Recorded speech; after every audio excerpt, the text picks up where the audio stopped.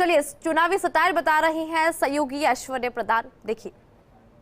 नमस्कार, मैं हूं ऐश्वर्य प्रधान। सियासी सटायर में आपका स्वागत है।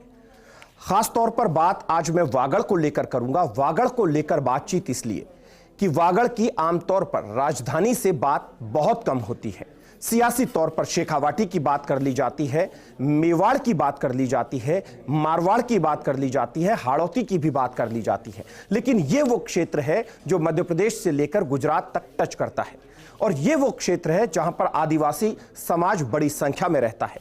इस क्षेत्र की पहचान अगर राजनीति के लिहाज से देखा जाए और राजनेताओं के नजरिए से देखा जाए तो त्रिपुरा सुंदरी के साथ जुड़ती है। त्रिपुरा सुंदरी का मैं यहां पर जिक्र इसलिए कर रहा हूं कि किसी समय में हरिदेव जोशी जो राजस्थान के मुख्यमंत्री हुआ करते थे, वो वहां पर अक्सर पूजा करने जाते थे और वहां पर लीन भी रहते थे माता की आराधना में। कहा जाता है कि उन्हें माता ने सब कुछ दिया। कांग्रेस के नहीं, बीजेपी के लीडर भी वहां जाने लगे।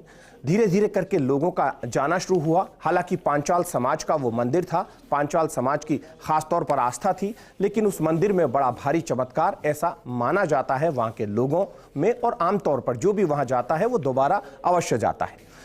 वसुंधरा राजे का उस मंदिर से जुड़ाव हुआ और वसुंधरा राजे उसी मंदिर से कई शुरुआत करती थी। उन्होंने अपने चुनाव के रिजल्ट भी वहीं से सुने। उसी मंदिर से राजनीति, अगर कहें तो उसी मंदिर से राजनीति का प्रसाद लिया जाता था, आशीर्वाद लिया जाता था और लिया भी जाता है। और इन चुनावों में भी कमोबेश हर नेता जो कि वागड़ और मेवाड़ में जाते हैं, कमोबेश वहां पर पहुंचते हैं और दर्शन करते हैं इसी उम्मीद के साथ कि उन्हें राज प्राप्ति हो या उनकी पार्टी को राज प्राप्ति हो। हालांकि जब सोशल मीडिया पर ट्वीट किया जाता है तो ट्वीट में यही कहा जाता है कि देश की उन्नति और खुशहाली के लिए प्रार्थना की है। लेकिन वागड़ में इस बार भारतीय जनता पार्टी के पास गुलाबचंद कटारिया का ना होना, या कहें तो प्रत्यक्ष रूप से सामने नहीं होना, अप्रत्यक्ष रूप से वो आसाम के राज्यपाल है और वहां पर वो अपने संवैधानिक दायित्व का निर्वहन कर रहे हैं और राजनीति से उनका इत्तेफाक नहीं है। लेकिन गुलाबचंद कटारिया के जो साथ के लोग हैं वो राजनीति में अभी भी सक्रिय हैं। वो जानते हैं कि कौन जीतेगा और कौन हारेगा। ऐसे ही कांग्रेस में महेंद्रजीत सिंह मालवीय से लेकर दूसरे अन्य दिग्गज हैं जो वहां पर एक्टिव रहते हैं। बांसवाड़ा और डूंगरपुर की खास तौर पर मैं बात करूंगा, लेकिन यहां पर दोनों ही पार्टियों के सामने भारतीय आदिवासी पार्टी चुनौती देती है। बीटीपी पिछले बार चुनाव में अपना दमखम दिखा चुकी थी। इसी पार्टी की सबसे बड़ी खूबी है, जो आदिवासियों की पार्टी है, महज एक व्हाट्सएप स्टेटस के माध्यम से वो पूरी की पूरी भीड़ जुटा लेते हैं।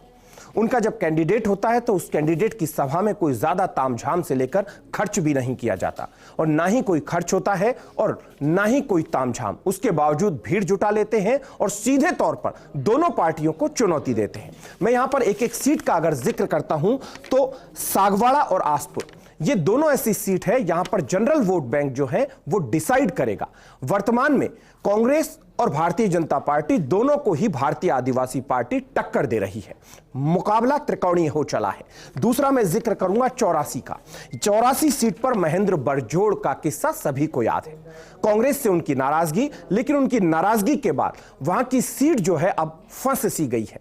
राजकुमार रौत मजबूत लीडर माने जाते हैं, मुकाबला कर रहे हैं, लेकिन राजकुमार रौत शहमात के खेल में किस तरीके से आदिवासियों को और मजबूत तरीके से जुटा पाएंगे, ये देखने वाली बात होगी। उसके अलावा डूंगरपुर की बात करते हैं तो डूंगरपुर में संघ ने प्रयोग किया है। वो प्रयोग कितना कारगर होता है, क्योंकि डूंगरपुर में संघ का वोट बैंक भी काफी अच्छी संख्या में है।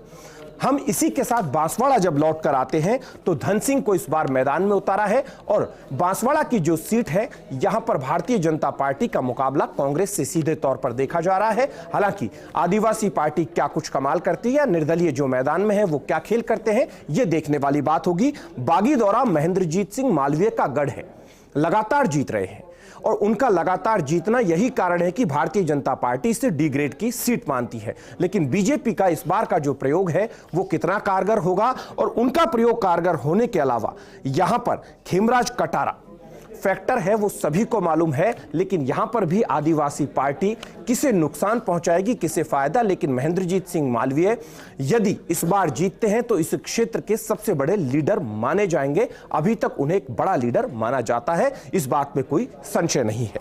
कुशलगढ़ में भीमा भाई डामोर और रमीला खड़िया के बीच में मुकाबला है।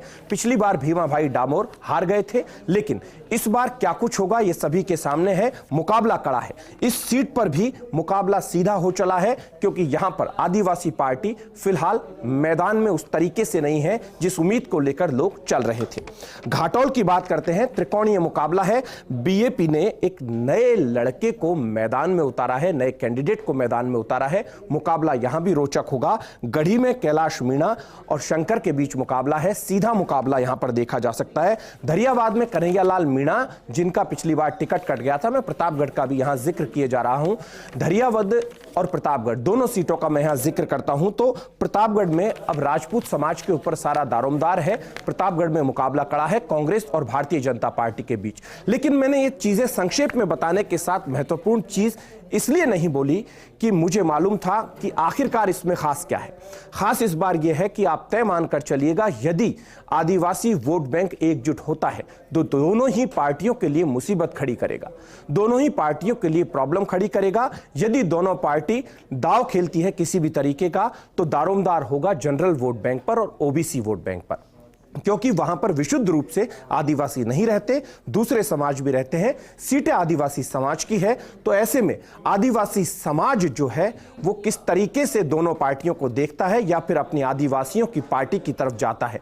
लेकिन जब रिजल्ट आएंगे तो भारतीय जनता पार्टी यदि यहां पर जीत हासिल करती है तो गुलाबचंद कटारिया के बिना बड़ी जीत हासिल कर पाना यानी भारतीय जनता पार्टी का प्रयोग सफल माना जाएगा। और यदि भारतीय जनता पार्टी पहले के मुकाबले में अच्छे रिजल्ट नहीं ले पाती है तो तय मानकर चलिएगा कि गुलाबचंद कटारिया की कमी खलेगी और वहां पर इसी तरीके की लीडरशिप को डेवलप करना पड़ेगा।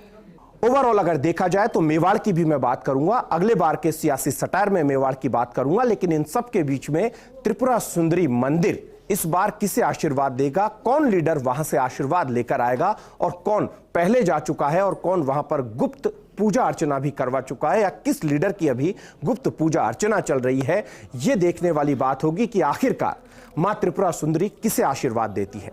मैं अगली बार फिर किसी नए मुद्दे के साथ आपके साथ रूबरू होऊंगा। तब तक के लिए नमस्कार।